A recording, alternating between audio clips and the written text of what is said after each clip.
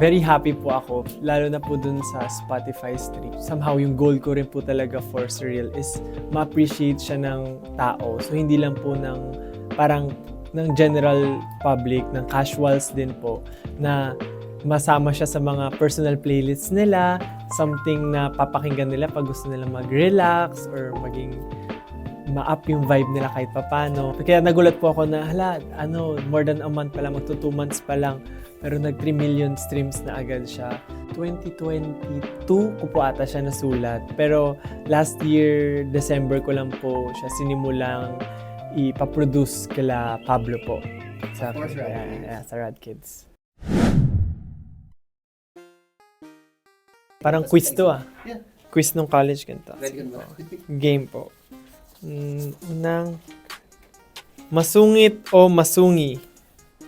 Masungi, syempre. So yung masungi, isa siyang naging magandang part din or memory ko from 2022 din ata. 2022 po, nung nag-birthday po ako, 2022, naggawa ng fun project yung mga fans and they chose po masungi na kami doon, tree planting po kami. So, ayun, masaya siya kasi first time ko nag-hike. Tapos, nakatulong pa ako kahit yung birthday ko siya, pero for a cause, parang ganun. So, and nakasama ko rin yung fans. So, super saya. Claw machine o time machine? Claw machine po sa recent na inattendan ko po na ano. Pero syempre, time machine, pwede ka tumalon kung saan sa pag may pinagsisihan ka, balik ka lang. Kung papapiliin po ako between like past or future, mas parang gusto kong pumunta ng future than past. Share ko lang. Yani de Diyos o Yani Agbayani. Si Kuya Bayani po kasi nakasama ko sa isang show po sa ano. Tapos si Kuya Yani po, yung kapatid ko po. Kuya ko po talaga siya. Si Kuya Yani, syempre. kapatid muna. Kasi mahilig po ako mag-imagine nga po. And usually nung mga ginagawa ko, I feel like something na napanaginipan ko siya or mostly of the ideas is very from my imagination.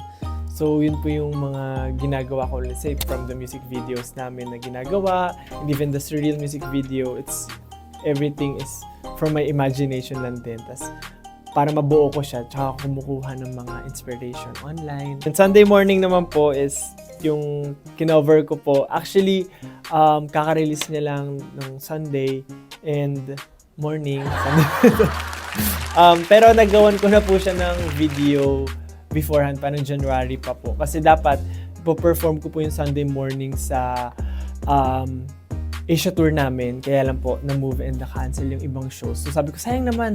Sige, gawa na natin ng video and ilabas natin. Tapos po, parang marami na fans na nagustuhan nila and they requested po na parang baka pwedeng ilabas sa mga digital streaming platforms, ganyan. And even Sony po, they suggested na gusto mo ba ilabas natin yung sa Spotify mo, sa mo, ganyan. Sige po, wala namang mawawala. Okay. Tapos ayun po, nirelease namin Sunday morning. Sa lahat po ng mga nanonood, sana po ay mapakinggan nyo ang aking debut single po na Surreal. Available po siya sa lahat ng digital streaming platforms. And syempre po, kaka-release ko lang din po ng aking cover song ng Sunday morning. Ayun po, sana po mapakinggan nyo and magustuhan nyo. Maraming salamat po. Hi, this is Justin and you're watching News 5.